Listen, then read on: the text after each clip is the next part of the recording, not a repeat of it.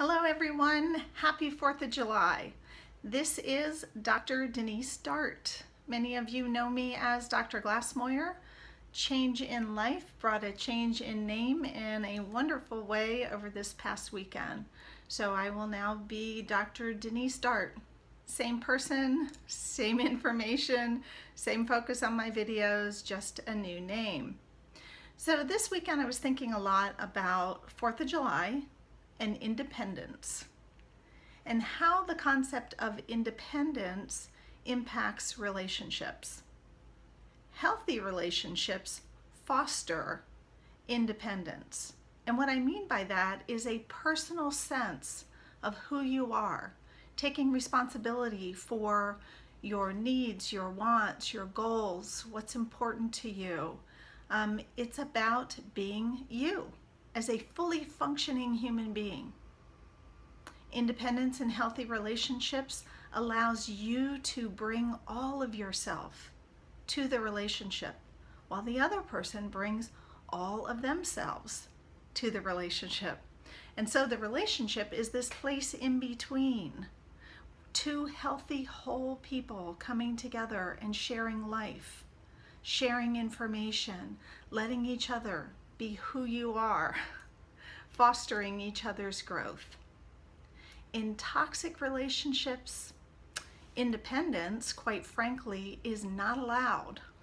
And so oftentimes when you are in a toxic relationship, particularly with a narcissistic person who in the beginning acted as though they were meeting your every need, that they loved you the way you were, wanted you to be the way you were, when in fact what they really wanted you to do is to be so over the top, drawn into the relationship, that you spent the rest of your life focused on all of their needs, meeting all of their needs, to the exclusion and detriment of your own. Not a healthy thing. So in the beginning of the relationship, when you are exhausting all of your resources in order to do that, everything seems fine. Everything seems happy. And then it's not sustainable, is it? So whether you begin to express your opinions a little bit more, maybe you want to go to a restaurant that you like, watch a show that you like instead of watching what he likes all the time, whatever it might be. But when you start to show up as the real person you are, that's when you start to hear things like, boy, you've changed. You're just not the person you used to be. You're not any fun anymore. You've gotten really pushy and overbearing and controlling, when in fact, you're not trying to be controlling at all. You're simply wanting to be you.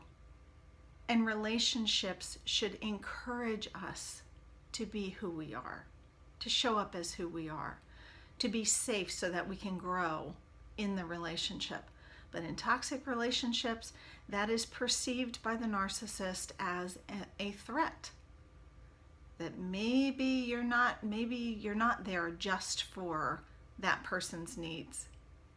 Maybe you're not the Barbie doll or the Ken doll or whatever, the perfect person who is going to morph to meet this individual's needs forevermore. And oftentimes, it's usually around 4 to 6 months in a relationship. Sometimes it's not until there's a status change. Maybe you move in together. Maybe you get engaged, have a child. Whatever it might be, that change in status is often the trigger for when the relationship begins to change. And it changes rapidly, and it changes in a very negative way. And from that point forward, many kind, loving, caring people scratch their heads and just wonder what the heck's going on and try even harder to make sure that that person knows that they're loved and cared for. But the problem in a toxic narcissistic relationship is that there is not enough love to fill this empty void, this swirling vortex, I call it, of neediness. There's just not enough there. One person cannot meet that. And so you're told over and over again how you're failing them. You're not showing up. You're not meeting their needs. You've changed. Not so. You've been you all along. It's just in a healthy relationship, it's safe to be you. And remember, the relationship is here. Two healthy people sharing life, sharing information, sharing what they need, what they want, and allowing the other person then to take that information and make decisions about the relationship. This is a toxic relationship.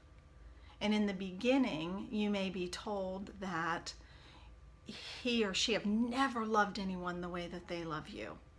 No one has ever met their needs the way that you do. But guess what? You, the healthy person, are being consumed by the other toxic person in an emotionally abusive, overbearing, enmeshed, suffocating way.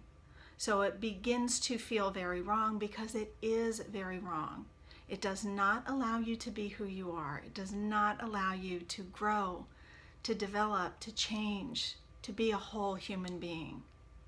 So if the relationship is just going through a rough patch and it truly isn't toxic, then given this information, the person can loosen their grip with help, with therapy, whatever. Open it up and allow you to be the whole person you are, while you allow the other person to be whole and healthy in who they are. But if you're trying to do this with a toxic person, a narcissistic person, somebody who has a lot of borderline-y types of tendencies, the relationship is going to be like this, and when you try to make it healthy, it just doesn't work. So think of independence as a good thing in a healthy, whole relationship. You having a healthy amount of independence, the other person having a healthy amount of independence, so that they can grow and change and develop just like you can, and you can share life together. So think of that this 4th of July week. Independence is a good thing. And if, as you try to assert your independence, you are accused of cheating, you're accused of not being loving or caring or all of those things, and it begins to feel terribly wrong, it's because it is terribly wrong. So signing out here, this is Dr. Denise Dart, celebrating my new name and my wonderful relationship that allows me to be who I am. So remember, I have been where you are. I understand what you're going through, and I'm here to help. See you next time. Bye-bye.